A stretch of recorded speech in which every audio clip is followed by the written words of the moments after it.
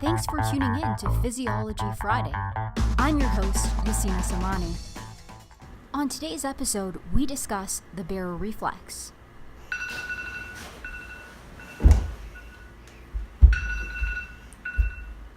Have you ever experienced this? You get up too quickly from lying down and you feel a little dizzy, but in the next moment you feel okay. Or simply, do you ever stand up? Standing actually represents a challenge to our bodies. And if we were unable to respond quickly enough to this change in position from lying down to standing up, blood would pool in the highly compliant veins of our lower extremities. Blood flow and blood pressure to the brain would decrease, and the result would be syncope or fainting. So then, what has to happen to redistribute blood flow and maintain adequate blood pressure to prevent from fainting every time we stand up, which I would hope most of us do every day? Well, in order to understand this reflex response, we need to learn a bit about the autonomic nervous system as it relates to blood pressure regulation.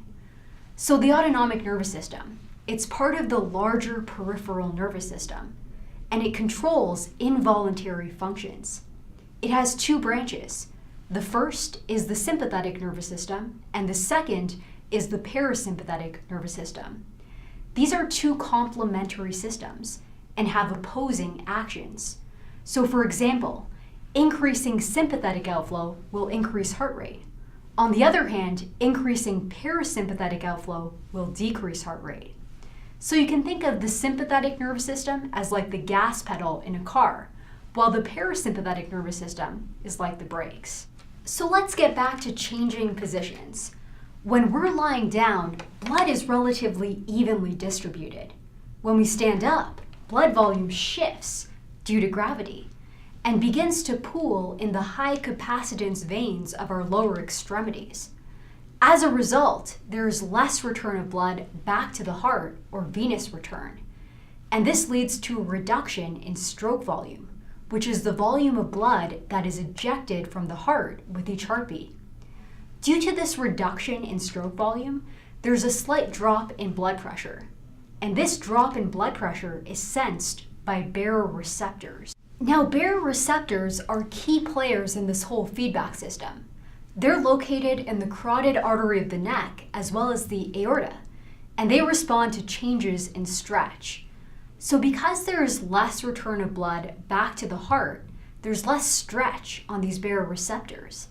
And this leads to less baroreceptor firing to the cardioregulatory center of the brain, or the medulla.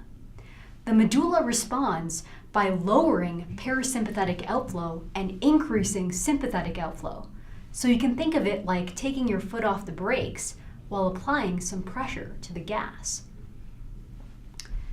These autonomic responses result in elevations in heart rate and contractility of the heart, which act to restore stroke volume and cardiac output, which is the product of stroke volume and heart rate.